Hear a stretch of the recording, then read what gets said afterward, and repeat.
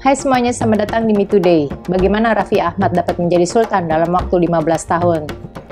Sorry Raffi, gue angkat lo bukan karena lo idola gue, karena juga idola gue Pierce Brosnan, tapi lo idola suami gue.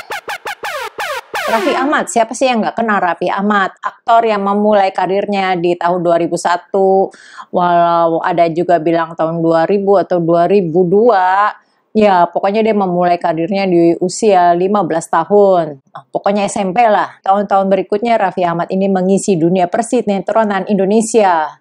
Walau sorry Moridori, gue nggak nonton sinetron karena terlalu menyentuh emosi gue yang buat gue selalu pengen pencet remote.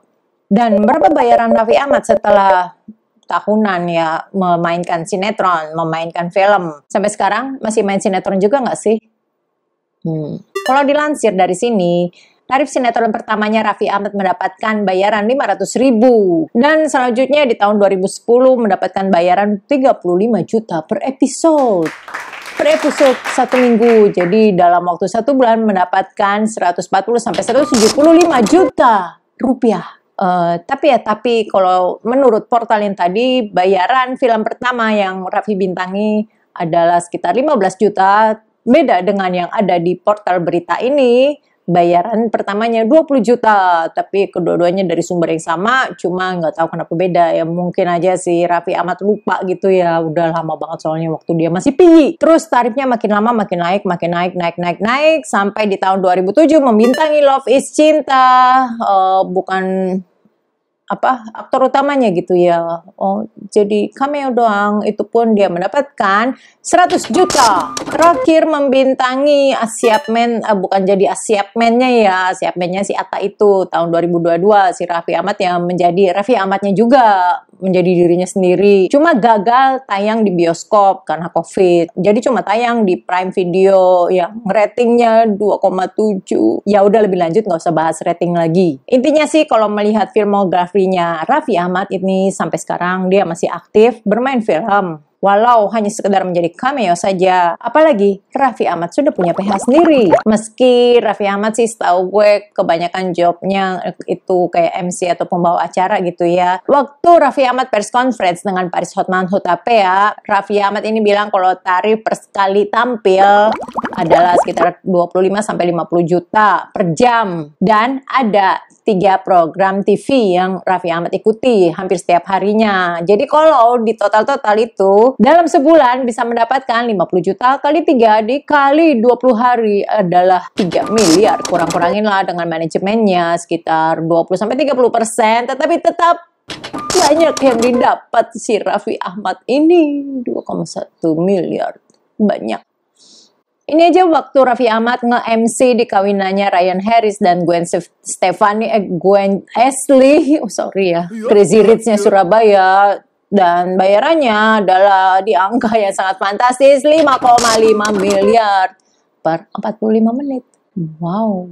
Ditambah dengan pendapatannya dari YouTube, dapat range dari 8.600 sampai 137.000.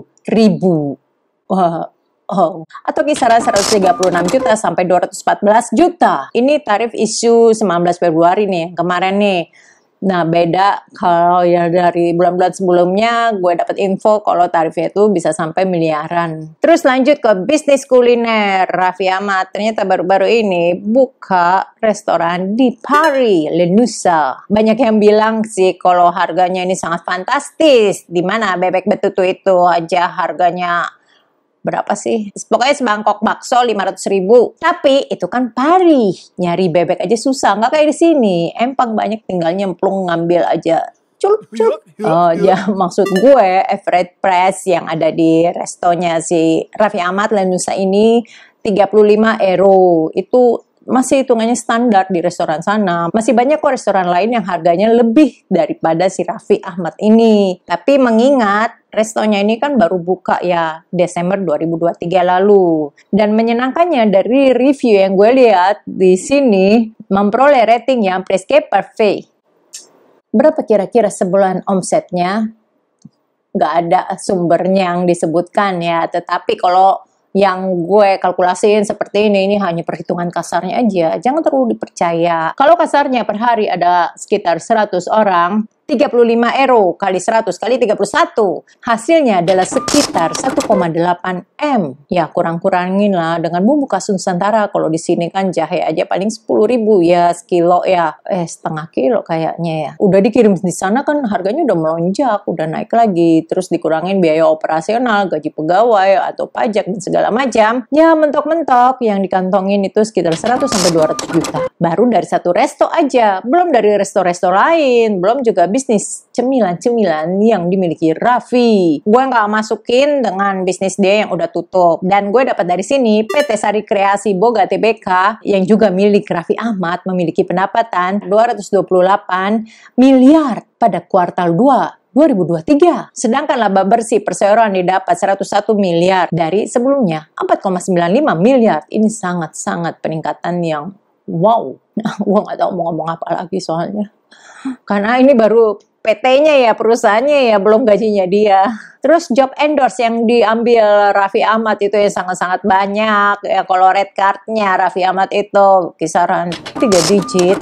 Sedangkan Raffi Ahmad yang cuma sekedar mention satu produk endorsean itu aja tarifnya 30 juta. Terlebih sewaktu wajahnya itu terpampang di Times Square. Karena sudah lama melalang buana walaupun ada juga uang yang dipergunakan untuk membeli barang ini itu. Juga banyak aset signifikan seperti koleksi jam tangan mewah, mobil sports, rumah, PH, dan juga klub bola. Oh ya, baru-baru ini kabarnya Raffi Ahmad mau merambah ke bisnis properti. Valuasinya Rans Entertainment aja bahkan tembus di angka 3T. Sedangkan Rans Football Club yang merupakan klub terendah di Liga 1 2023-2024 kisaran 48,93 M. Jika Raffi Ahmad disebut-sebut sebagai sultan semenjak ia memborong 8 kafling di perumahan Andara dari semenjak 15 tahun dia memulai karirnya di bisnis entertainment ini. Tapi ini cuma sekedar julukan doang, bukan gelar gitu ya. Jadi jangan keburu sensi dulu. Karena ya tahu sendiri ya, yang namanya old money ya kan ada ciri khasnya tersendiri, dan ciri khasnya ini yang nggak dimiliki oleh si Raffi Ahmad. Karena penghasilan yang berprofesi sebagai aktor itu yang sekelas Mas Tom itu aja ya, penghasilan dia dari per satu film aja 1,5 T. Mengingat jumlah yang didapatkan dari per film ini lebih dari 1,5 T.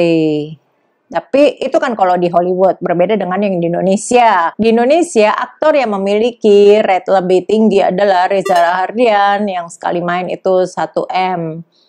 Dan Raffi Ahmad ini ada ya beberapa step lah di bawahnya Reza. Jadi kalau Raffi Ahmad sampai dijuluki Sultan ya memang itu gelar ya cuma sekedar joke aja ya, nggak serius gitu ya. Ini juga bukan gelar yang cocok buat Raffi Ahmad. Kalau Sultan itu kan anggun, berkelas. Sedangkan ya Raffi Ahmad ya gitu aja ya, biasa aja lah. Karirnya Raffi Ahmad yang dimulai dari tahun 2001 ini baru-baru ini dituduh oleh NCW melakukan money laundry. Gak heran sih kalau Raffi Ahmad ini banyak spotlight. Banyak yang suka sama dia, juga banyak yang benci sama dia. Apalagi banyak haters yang ikutan gemas dengan tingkah Raffi yang mendapat julukan Sultan Andara atau flexing juga dan melakukan bisnis segala macam lah.